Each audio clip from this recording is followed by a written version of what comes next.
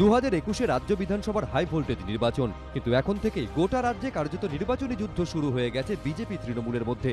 BJP সর্বভারতীয় সভাপতি JP নাড্ডার কনভয়ে হামলা এবং হালি শহরে বিজেপির বুথ সভাপতি খুনের ঘটনা এই সংঘাতের আবহকে আরো কয়েক গুণ বাড়িয়ে দিয়েছে।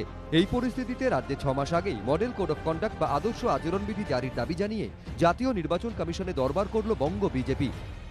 মডেল কোড অফ কন্ডাক্ট যেটা 6 মাস আগে থেকে করা যায়, একটা নির্ধারিত একটা প্রভিশন আছে আইনে, সেটা যত সম্ভব তাড়াতাড়ি এইটা করে দেওয়া হয়, যাতে কেন্দ্রীয় প্যারামিলিটারি ফোর্সেস, কেন্দ্রীয় বাহিনী এবং প্রশাসনের ওপর যে ল অ্যান্ড অর্ডারের ওপর যে একটা নিরপেক্ষ যে কন্ট্রোল করতে পারে, সেই কারণে।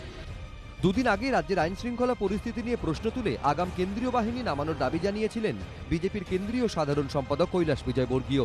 এবার বিধানসভা ভোটের 6 মাস আগে থেকেই আদর্শ আচরণবিধি কার্যকর করার দাবি, এ নিয়ে পাল্টা কটাক্ষ করেছে তৃণমূল।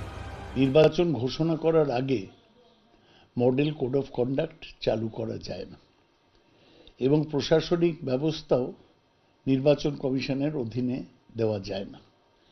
বিজেপি যে দাবি করছে সেটা অযৌক্তিক এবং অবান্তর।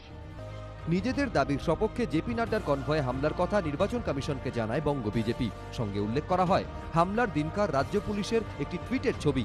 মঙ্গলবার জাতীয় নির্বাচন কমিশনের ফুল বেঞ্চের সঙ্গে দেখা করে বিজেপির প্রতিনিধি দল। বঙ্গ বিজেপির অভিযোগ, রাজ্য পুলিশ তৃণমূলের হয়ে কাজ করছে, তাই ভোটের আগে থেকে নিরাপত্তার পুরো দায়িত্বে রাখা হোক শুধুমাত্র কেন্দ্রীয় বাহিনীকে। রাজ্য সরকারের কর্মচারীর একাংশ তৃণমূলপন্থী, ভোট পরিচালনার কাজে তাদের যেন ব্যবহার করা না হয়। সীমান্তবর্তী এলাকায় অনুপ্রবেশকারীদের নাম ভোটার তালিকায় উঠে যাচ্ছে বলে তৃণমূলের বিরুদ্ধে অভিযোগ জানিয়েছে বিজেপি। বর্ডার ডিস্ট্রিক্টে একটা অস্বাভাবিকভাবে ভোটারের সংখ্যা বাড়ছে। আমরা এই আশঙ্কাটা করেছি যে তারা কি নাগরিক, বা কোথা থেকে এসছে, বাংলাদেশ থেকে এসছে না মায়ানমার থেকে এসছে। এর জন্য যদি কোনো রোহিঙ্গিয়া ঢুকে থাকে, বাংলাদেশি ঢুকে থাকে, তার জন্য আমরা দায়ী করব কেন্দ্রীয় সরকারকে। সীমান্ত পাহারা দেবার দায়িত্ব বর্ডার সিকিউরিটি ফোর্সে। যদি তারা ঢুকে থাকে, অমিত শাহর ব্যর্থতা। ভোটার লিস্ট তৈরি করে ইলেকশন কমিশন, যদি কোথাও ভুল হয়ে থাকে ইলেকশন কমিশনের হয়েছে। বঙ্গ বিজেপির প্রতিনিধি দলের দাবি, সমস্ত বক্তব্য শোনার পর কমিশন জানায় বুধবারই 3 দিনের জন্য কলকাতায় আসছেন ডেপুটি নির্বাচন কমিশনার সুদীপ জৈন। তিনি রিপোর্ট দেওয়ার পর পরিস্থিতি খতিয়ে দেখে ব্যবস্থা নেওয়া হবে। ফুল বেঞ্চ বললেন যে উনি গিয়ে গ্রাউন্ড রিয়েলিটি ইন্সপেকশন করবেন, করে আসুন, তারপরে আমরা আমাদের দেখব আইনের পারভিউতে যা যা আছে আমরা নিশ্চয়ই সেটা দেখব। কারণ আমাদের ফার্স্ট অ্যান্ড ফরমোস্ট ইলেকশন কমিশনের মোটো হচ্ছে ফ্রি অ্যান্ড ফেয়ার ভোট করানো।